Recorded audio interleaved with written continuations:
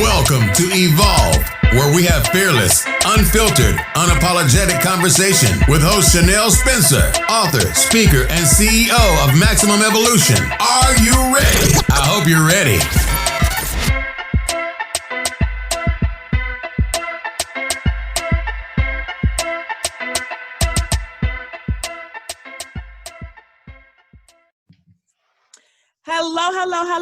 Hello, beautiful people, and welcome back to another episode of EVOLV, where we have fearless, unfiltered, and unapologetic conversation, because that's just what we do. But as you know by now, we are having a special series for the amazing anthology project that was developed, The Evolution Effect, where we had 21 authors, including myself, talking about how we broke patterns, overcame adversities, and stepped into our greatness. And today I have one of our special and lovely authors, Mr. John Solema, who is phenomenal. Say hello to the beautiful people. Hello, beautiful people. It's John Solema here. Nice to be on board with you, Chanel, on this project. Yeah, and thank you for your yes and congratulations. Is this your first time? Are you a first time author? This is my first time being an author. Yay! First time chapter, first time podcast. Yes! And I am excited because I see better, brighter, forward things happening for myself and hopefully impacting others to do the same. Yes, I love it. So let's just talk a little bit about Mr. John here. So he was born in the Philippines in 1977. He immigrated to Brooklyn, New York at the age of 4. Shortly thereafter, he lost his father through a violent tragedy at the age of 7, which brought him sadness. Then his American culture was taken away at the age of 14, which brought him despair. Wow. We're definitely going to get into that. Yeah. John is an active runner and has completed 3 marathons, 2 in NYC, 1 in Philadelphia. Wow, amazing. Yes. He has been in the hospitality industry for over 17 years. He has led organizations at his college, fulfilled his dream as an actor, and has definitely, as we said, served a career in the hospitality industry. That's amazing. Director of sales, right? Yes, that's right. Okay, yes. Yep. I love it. That's amazing. So, wow. So you're from the Philippines. That's amazing. I'm dying to go there, just so you know. Yes, it has improved a lot in the tourism. It's a beautiful country, but it was something where my family wanted something better for us. So that's when we came to Brooklyn, New York, back in 1982. Wow. That's amazing. That's amazing. I also see here that you have 2 children and you have a lovely wife and you have a fur baby. Yes, we have 3 beautiful kids. The fur baby came first. She's going to be 10 next month. Mm-hmm. Our son's going to be 4 next month. Wow. And our daughter is going to be 7. Wow. So we're a busy family. My wife works full time in the medical industry. And I'm just so grateful to be home and be there for the kids and be that, like to say, Mr. Mom, but I am that strong husband, that strong father who does everything he can to provide, even though there's no finances coming from me. I'm providing in other ways. Absolutely. Because honestly, being a parent is legitimately a full-time job. So listen, it is a lot of work. So I completely understand. And overtime sometimes. Major, massive value, just so you know. We go overtime sometimes, overtime. Listen, exactly. Overtime, with no time and a half, double time pay, period. No. Do it unconditionally, Exactly. Oh my gosh. So let's get into this. So why did you name your chapter Solforth Beginning? So Solforth, it stands for, we can break it down, soul, sun, meaning light to shine, and then forth, moving forward, onward. When I created it last summer, it was something that was brewing inside me for over 3 years.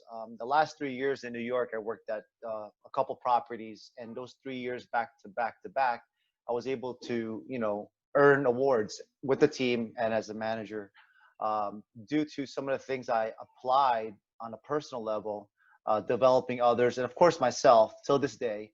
And that was just the part of me when it came to doing better professionally, that you have to do something personally. So Solforth, you know, came about last summer. And when you look at just the word alone, again, it's going headed towards a better, brighter, forward kind of life. But before you do that, the title Solforth Beginnings, it always starts from how did you get to a better place? Well, I went through some rough patches. I went through some bad times. How did you get to a brighter place? Well, there were so many dark areas in my life, especially the first half of my 42 years on earth. And then like when you want to move forward in life, sometimes you have to take a step or two back. Sometimes you end up being stagnant. So those are the beginnings of Solforth on a personal like life experience level. So that's where it is, Solforth Beginnings, in a chapter for this, you know, this book that I'm so excited to read everyone's story and be a part of. Yes, wow. So what can our readers expect or our audience expect from your chapter when they get the book? So if you haven't gotten the book, you need to get it now. Thank you. Oh, please do get your order soon, because then that's just not my story, but beautiful stories of others with their triumphs from tragedies and gains from losses. And my particular you know, chapter, and it could have been extended to more and more chapters for those incidents that I've had the first half of my life. You know, losing my father through a violent death. He was in a fight with some people in Brooklyn, and it ended up him dying with brain hemorrhage 3 days later. So the violence that occurred at a young age, and you know, his life being taken away was heartening. It was disheartening. It was something I carried all my life, but I did everything I can to remember the good things that my dad was able to provide myself, my brother, and my mom. And at the age of 7, you really just don't know what to, you know, how to react. But it hit me later when I was 10, when I was 14, and into my teens and early 20s. Um, his loss, like why would God take him away? And for many years, I blamed God. I didn't blame the people that he fought. I blame God, because we know God is almighty. Mhm. But it took me time to accept that our almighty God, he makes the decisions. He has reasons why he gives and takes it away. So that was one of the tragedies I've experienced at a very young age, at 7. And then you mentioned earlier, when I was 14, my American culture was taken away. I grew up in America since I was 4, and at the age of 14, we were sent back to the Philippines to legally take care of our paperwork, our legal status in America. So you can look at it that we were deported so that we can take care of our paperwork at the Mhm. U.S. Embassy in the Philippines. And it goes into a little detail in the chapter. But during that time, I felt like there was a culture shock, because I grew up with so many different backgrounds and cultures, a diverse group of people in my neighborhood and in school. And then you take me away from American society and put me into a culture where I didn't grow up, you know, too. And that kind of triggered some things in my head, on top of the death of my father. And that was the time in 1991 where I was diagnosed with manic depression. So I was just all over the place, and that was a really tough time, being stuck in the Philippines for 9 months in a, to me, a foreign country, where I had to adapt, but then, you know, still have these thoughts of why God did you put me here? But we got through it. You know, I met with psychiatrists and took some psychiatric meds to get me balanced again. And that was where, you know, we were headed back to America legally, and, you know, start a life again.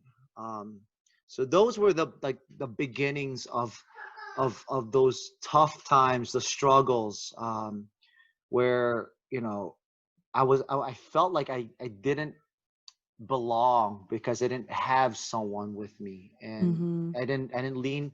I leaned towards my mom, but there was always something missing, and that was that father figure. So throughout my early teens, you know, I had to look at my teachers and my coaches to see a father figure during those, you know, adolescent times.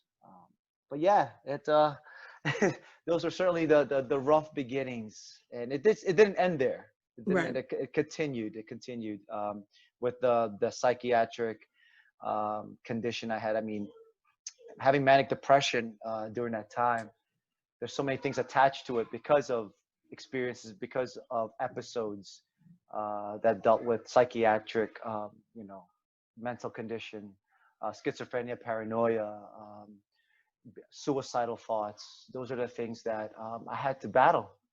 It was not easy. Um, so yeah, I mean, Chanel, uh, it It's was a, a it's a hard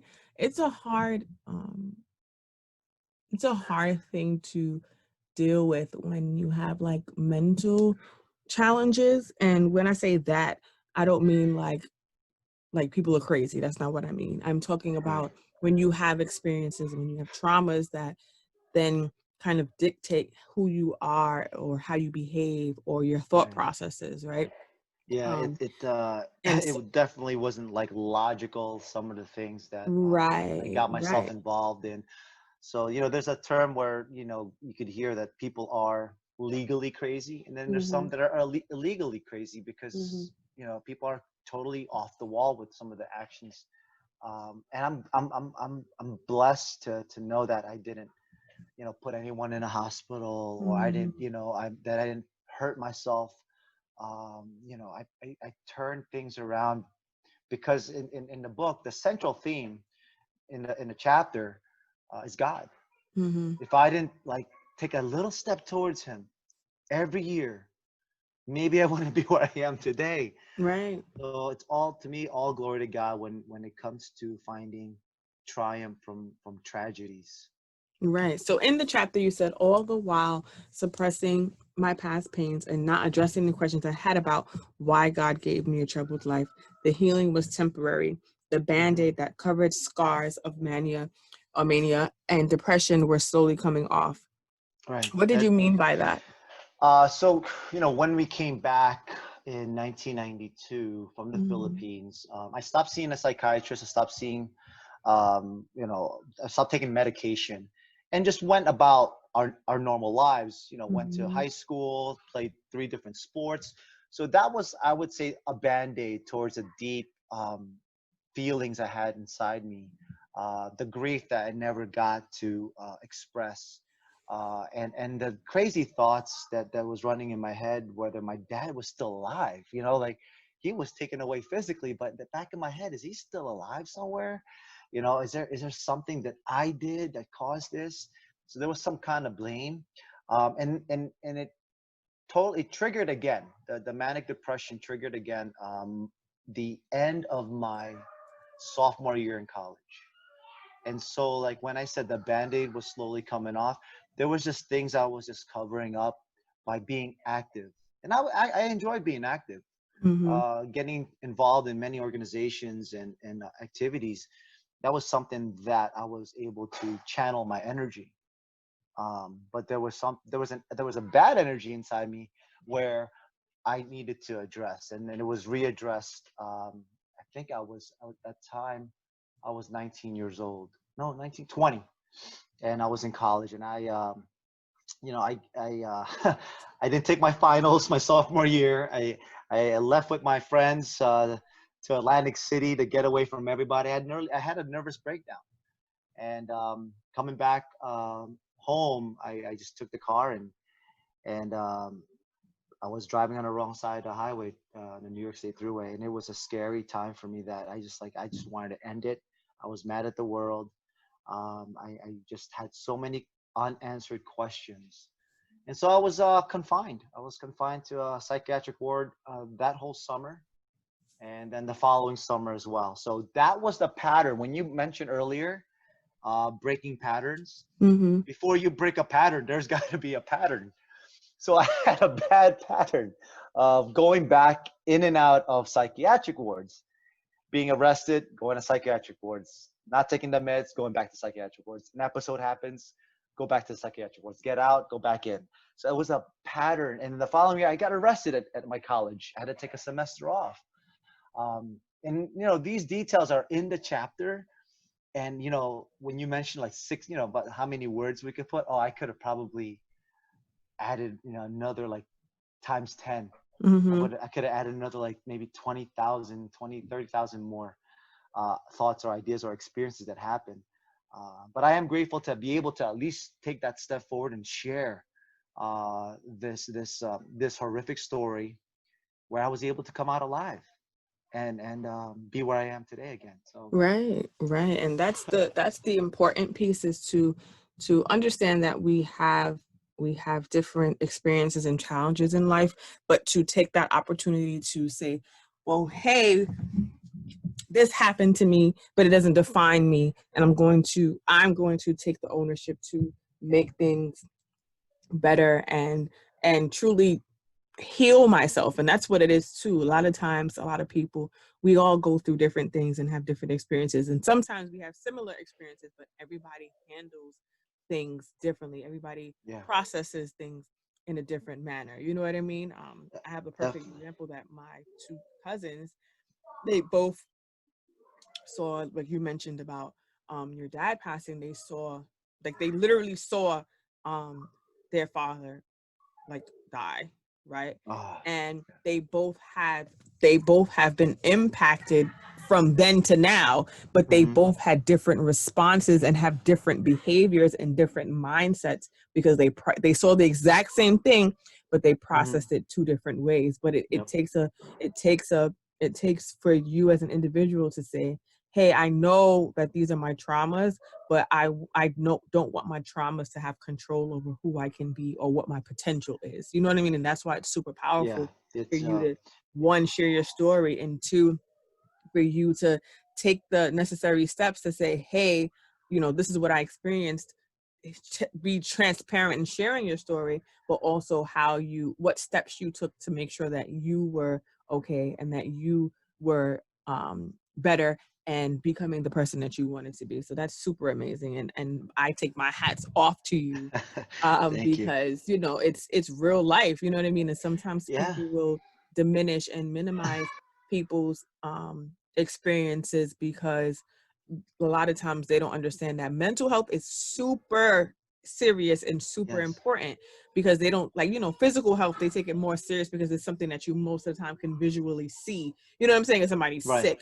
But mental health, they more think, they write it off. And it's like, no, the brain is a very powerful It you know what I'm controls the saying? body. It controls the body. And then Exactly. Go ahead. it truly is like between the mind and body.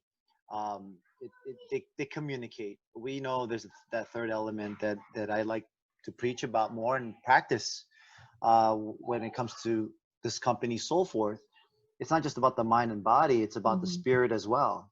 And the spirit to me is like your emotional responses. It's how you feel, like are you being uplifted today? Are you being degraded today? Are you putting yourself down? Are you being encouraged today? And that's to me the spirit, and it's fueled by God. That's something where everyone's individual high source is different. For me, it's through the power of Jesus Christ and accepting Him in my life, and that He is the Almighty, and that He fuels me. And those are some of the things that we have in life. And I prayed about after overcoming manic depression. Those three things, plus I prayed for more, was basically strength, courage, and wisdom. I needed strength to be mentally strong, because I can't have these crazy thoughts and ideas in my head acting out in real life. I can't, because they'll get me in trouble. I got handcuffed and arrested twice. I've been in psychiatric ward over 8 times. So I prayed for strength, and I was able to stay away from those institutions and apply my energy elsewhere. When it comes to courage, you're going to have fear. In my particular life, I was scared to approach family members about my dad's death. I didn't want to. There was a topic that we don't want to talk about because it hurt them. Right. There were adults when my father passed away, and again, it wasn't like a car accident or a natural death. It was a violent, act of upon someone to take someone's life out. And that took a lot of courage. And in order to do that, you have to speak up, you have to stand up, take action. And with wisdom, like strength, courage, wisdom was something where I was like making mistakes. Even after I overcame manic depression, I made mistakes with dating my wife. You know, we were Mhm. dating off and on. We must have broken up like 7 or 8 times Right, till I right, finally proposed to her. But right. every time we broke up, I learned something. I Right. became wiser. Mhm. Um, and it took a big event towards the end of our dating years to finally say, ask her, will you marry me? And Mhm. approaching 10 years next month, it's going to be an incredible Yes, journey. amazing. Congratulations, Thank you, congratulations. thank you, thank you. The kids again are getting wild. Give me one moment. I'm gonna put something on No TV or worries. Listen, people, go ahead. yeah. Okay. Go ahead. One second. Thank you. I completely understand because listen, I have kids of my own and they just sometimes don't care about what you're doing, how you're doing it, why you're doing it, is their needs, their noise, their games, their so listen, I understand like it's like parenting level 10 Yeah, and still trying to accomplish what you want to accomplish and get things done. So listen, I yeah. completely understand and we all They, understand they because majority of us got kids. So listen. they're part of the journey, and Exactly, exactly, for exactly. those who don't have kids yet, or not plan to having kids, it could be anything that could bother you. It could Exactly. be it Sometimes could be technology decides yeah, we're not or a working thought, today." yeah, or simply a thought in the mind Exactly. that you kind of lose focus on what the topic is. And that happens to me sometimes. I could go off tangent with like my wife and a topic, and that's like when I take manic depression it was a downfall for me. I Mhm, look at it, wow, I actually have some great crazy ideas that mhm, I've applied in organizations, in companies, on the creative side, and right. and it gave me fulfillment. So when I look at it, it's like, you know what, you may be thinking this way, but there's another way I think that could possibly work, because the mind can be crazy, but Mhm. if you're able to harness those thoughts, those visuals, then it could be used for good. Um, Right. so Absolutely. something that, Absolutely. That is super true. even though it was part of my life, now I Mhm. use it as a tool. You know, the Mhm. loss of my dad made me feel like I'm a better father. That Right. I should learn from his lesson. Kind of like just be everything I can possibly be. Because when he passed away, before that, it was as if he knew he was going to pass away. That he had to teach Mhm. myself and my brother everything he knew. So, Mhm. because like that's one example of living your life to the fullest. My dad had Right. like 2 or 3 jobs, and he still had time to take us to school, teach us stuff at home, show us different things. And if you look at that, like that alone is like an example of living your life to the fullest, and not one day is not 1 minute, not one day is left behind, not giving something back to society, or giving something to your kids, showing them a little something. um, and it's been amazing. I mean, 42 years here on earth, I look forward to more and more years where I could potentially um, work with others who are, on a similar path of helping the humankind, the human race be better than they were yesterday. Yep. Be brighter, and not live in a dark place, and not be stuck, or fall back.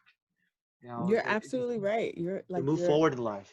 absolutely, and you're touching on such powerful points in the fact that, you know, sometimes life can come and just like knock you like down and have you all confused, and it's about just like being in the moment. It's okay. Like, you know, we all have faced challenges, we all have Mhm. gone through things, and it's okay to feel down, it's okay to feel Yeah, depressed, it's okay, like, you know what I mean? And yeah, sometimes we put the weight of the world on our shoulders yeah, and then put the extreme pressure on ourselves in regards to who we want to be and who and what people expect us to be and all those other things. And sometimes we just need to take the time to just take a moment and just self-reflect and and be one with yourself and be okay with yourself and understand that you are human And sometimes we forget that because we have to wear the different hats. We have to wear the cape. We have to be this for this person, and especially for our children, right? Right. And sometimes we just need a minute for ourselves to just breathe. Like, and I had to learn that. You know what I'm saying? Like, all right, I need 5 minutes. Can I just breathe? I just need to breathe. That's you it. know, it absolutely, it's very important for that me time. Yep. That me, like for me, I'm with the kids 7 days a week, 24 hours a day. And my me time, as you may know, I've been pushing for 180 days straight, run, walk. Right. And it was 3 miles minimum, 4 miles minimum. Now it's been 2 because I'm trying to, rest the body and heal the body. But I picked 180 days straight because to me, it symbolizes 180 degree turn for the better. And I want to be an example of those that are struggling, whether it's mentally, physically, or spiritually, that there's opportunities to improve yourself, to develop a better you, to give the best you, and to live the life that our Almighty God has destined for you to have. And it's very possible. It's very possible for many people in this world to get to a place where they're so happy, despite how much money they have in a bank, despite how many cars they have in their driveway, despite if they live in an apartment or a house, despite if they had like 2 or 3 divorces, how many arrests, that they can still live their best life every single year. Like I look at the past 10 years of my wife and I being together, married. There's been rocky roads, and there've been times where she left and stayed at her parents for the weekend. There been times we yell at each other, and there could have been times where the full out like manic depression, the episode could have been, out and about with its wrath and anger and deep sadness. But I was able to learn from my early years and mature from that. Sometimes people may experience those conditions at their early life. Some people experience it in their 50s and 60s. Everyone's traumas and tragedies come at different times. Yep. And what I, want with Solforth is to be able to share not just the stories that I've experienced, but like some of the practical things. Some, besides the inspiration and motivation, some of the practical things, the instruction that they could potentially do on a daily basis. The stuff that I'm not just preaching. My wife reminds me that I must be a practitioner. I got to practice what I'm preaching. Yep. And so if I'm, improving my mind, what am I reading every day? Right. If I'm trying to improve my body, what am I physically doing every day? Whether it's eating or physical exercise. Spiritually, how am I connecting with God every single day? So this is like, it also almost sounds so simple, but it's not. but it's not. But the complex part is that we as human beings can make it difficult. Yes. We make it difficult by 100%. By choosing to do something else. Yes. By choosing to do the easy part. Yes. Oh, let me not fold the clothes today. I can do it tomorrow. Yes. I'm laughing because I am guilty. Do you hear me? Guilty. Yes. It's discipline and it takes practice. Yes. And we're all trying to be better than we were yesterday, little by little. Like I have 3 ceiling fans I had to put up. It's been 3 weeks. I put one up today, and I told my wife, celebrate yourself. I know. I sent her a picture. You might see it on my stories on IG. Okay. I said tomorrow I'll do one more, and I'll do another one on Friday, and then we'll be good. All the rooms will have ceiling fans. And it's just a little step every day, just like reading a book. It's tough for me to read like a book a month. I said, okay, let me at least read 3 pages a day. Yep. So I do that, and that's something. And it could add up to be like 1 book every quarter, but then maybe next year it could turn out to be a book a month.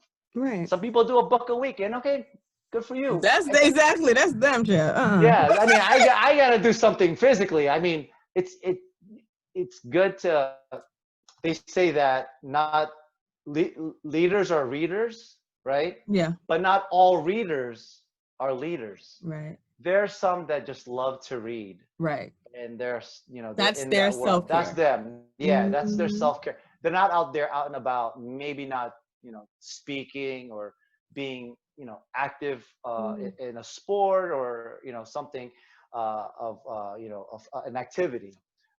But for me, like, I read just what I need, so then I can apply it to what I want to grow. Right. Uh, so yeah, it's exciting. That's And the what it great is. thing, you Yeah. literally are kind of segueing into what my next thing was, because you mentioned so forth.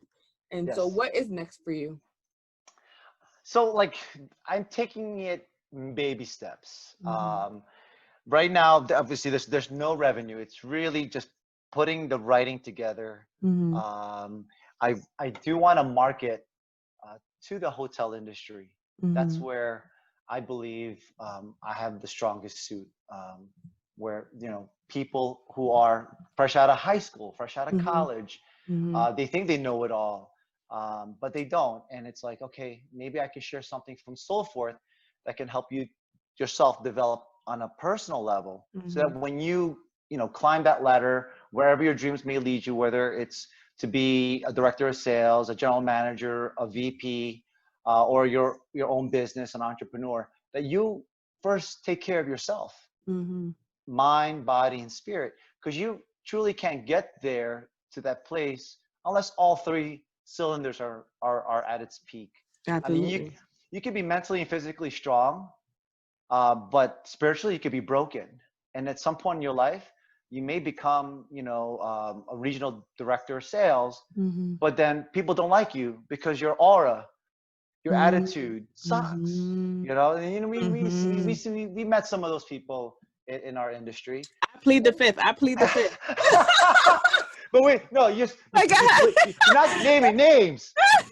You're not naming names. Listen, he's never lying. Okay, that's He, all I'm gonna she. say. He is not. There is not one lie detected in what he is saying. But It's in every industry. My wife yeah. is in the medical industry, and I hear her stories, and I relate it to what we experience. Yep. It's all about just there's a correlation. It's about the human being, being, like that they have not gotten to a place where they're empathetic, that they listen, that they respond properly. It's that maturity level, where everyone's at a different point in their life, and Mm-hmm. be professionally immature, Yep. personally immature. But what does it take for you to get to a level where you're growing fully?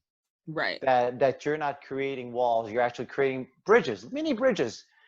And it takes a lot of work, and I hope that I can be put in a platform, whether it's through the church that I'm working with, whether it's just myself, or connecting with people like you, Chanel. Like, I truly hope and pray that maybe this opportunity with you, this chapter, could open other doors. Yes. Because I believe I have messages, and everyone has a message, but I believe that what I've been working on, I would say the past 3-4 years, I actually applied it, and the stuff that I write can be put somewhere where it will help people. Yes. For me, it's first and foremost, it's having faith in what I do, and I believe that God has put me in a position to spread a message. Right. Finances is like the last thing, honestly. Like, thank God we're okay, that my wife Mm-hmm. is the only one working, that we're able to afford this home, and provide for the kids, have food, clothing, and shelter, Yep. and still enjoy life. But she understands that I'm working on something big, where if this chapter turns out to be 2 chapters someday, or a book someday, or a mini pamphlet to inspire one person out of 100 in a room, I've Mm-hmm. done my job. I felt like Right. that there's more uh, to me to offer when it comes to Soulforth, and I just pray that God puts me in a position and the right platform. There are platforms out there right now, and I'm grateful where I'm at right now. I'm not trying to rush anything, Mm-hmm. but like, I want to write more. You see my writing. I have, I love acronyms. It's my favorite. I have life's alphabet that I've been doing Yep. with my miles with a message, and I'm up to the letter. Yesterday was M, Mm-hmm. and we just mentioned it. Maturity. Right. really grow fully.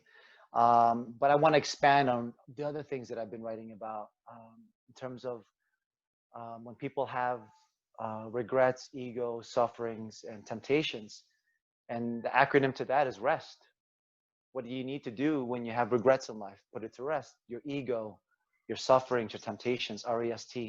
And how do you do that? Like there's so many how-tos out there Yes. that I like to initiate the conversation like with people. I love that. This is my first time being on a podcast. I love to maybe host my own podcast someday and ask someone, what are your regrets in life? Yeah. Maybe Listen, you can make right. that happen. I promise Yeah. you. If you need me to show you, I show you. And that's where some fear, like there's that little fear in me, like, Mhm. I don't know, do I want to, do I want to open up a, I mean, you literally speak. This is a whole other conversation to have, but you yeah. speak really eloquently. Your Oh, thank you. messages are like super phenomenal. You could literally, like when you spoke about the letters of the alphabet, you could literally do a podcast episode per letter, and it doesn't have to be some 45-minute, like 100 word, like 5,000 word. You could Yeah. literally do like a 10 to 12-minute conversation piece on your, like, you know what I'm saying? It doesn't Yeah. have to be like a whole 45-minute thing. You could do 15 minutes, you could do 10 if you wanted, you could do 30. Yeah. It's up to you. It's literally your show. You can do it however you please. Like literally, I promise you. Can you manage me? I'll give you 10%. I'll give you 15. About 45, but I'm just kidding. Yeah, when you grow your company, see that's the thing. I did acting for around 10 years, and Yes. it was where you have some agents, they find you gigs here and there, you do auditions, and they'll get their cut, right? Yep. And I did a lot of free stuff, and I did a lot of projects here and there. Um, I like the creative side more. Yeah. I love content more. I'm a home cook and I put out food content out there. I just don't know sometimes when it comes to like the business sense. I mean, even though I have a business background, Yes. I live in the ideals and the thoughts and the visuals, that creative space of words and putting it together, the performance part. Like you don't have Denzel Washington or Robert De Niro working on the business side of the film. They're not the producers or the production. Oh, I get what you're saying. Yes. They're the creative part. They're bringing the life of the writer's words, on screen. They're bringing it to life. For me, like I have these ideas and thoughts that I want to put out there.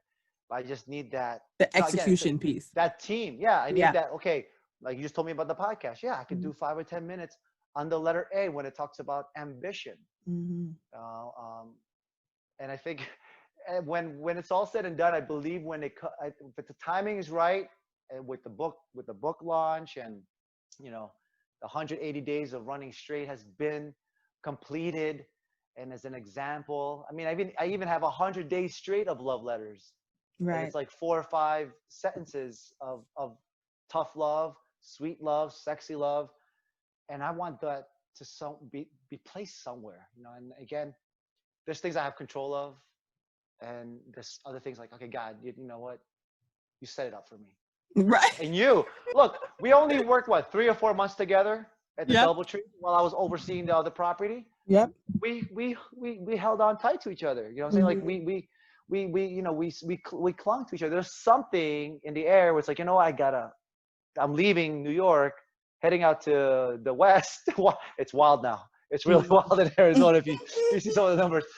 And I said, you know what? Chanel is going to be someone that I'm going to, stay in connection keep with. in touch. Right. Yeah, I will keep in touch with. So yeah, I never would have thought I would be part of a project like this year. I thought I was just going to keep writing and storing my stuff to be one day put out there. And I think the first half of my life needed to be put out there first. And I'm so grateful to be able to share that in this project. No, I appreciate you. So how can we connect with you? Okay, so you can, my website needs updating, but solforth.com, that's SOLFORTH.com. My email address is john.solema, SOLEMA @solforth.com. You can find me on Facebook under John Ryan Geronimo Solema. You'll find me there. I have two Instagram accounts, JR Sizzles, which showcases more of my family and my cooking and my running. And then Solforth, a lot of the inspirational, motivational stuff that I've been writing about. But hopefully I'll be able to transition some of the stuff I put in JR Sizzles that's more inspirational, motivational into Solforth. Right. I put most of my stuff on JR Sizzles because there's more viewers. I've built that for like over 15 years. Solforth again is like less than a year old, and I'm gonna stick with it. I know that there's something, a bigger picture down the road, but we know that a baby can't crawl or walk until it starts to move, and whenever they're ready. So I keep at it every single day, and I hope people find some inspiration, motivation from our podcast and all the podcasts that you work, and hopefully I could catch some of them on my own in the future. Yes. Well, thank you. You were amazing. I thank you for your transparency in your chapter. I thank you for sharing your story. I thank you for being so transparent in your conversation today. It was super powerful and a conversation that needed to be had. Honestly, I feel like there are so many people that have struggled with their mental health and just how they're feeling and not understanding. And hopefully in us having this conversation, it gives them the confidence to do what they need to do to be better, get better, heal, and move forward with their lives so that they can shine and step into their greatness as we have now. Yes. So if you have not gotten the evolution effect, you need to get that today, right now. Not tomorrow, right now. And you need to read John's chapter, Solforth Beginnings, because you start somewhere, and it only takes that one decision, that one step to make your life better and to grow and to be who you want to be in this world. So again, I thank you again, John, and thank you for all of our listening audience for tuning in. And do you have any final words for the people? I said just keep spreading love, everybody. Be most understanding with everything that's going around, but remind yourself that before you can help others, you have to help yourself. Yeah. So I pray that you become better, brighter, and forward moving in life, in everything you do, mind, body, and spirit.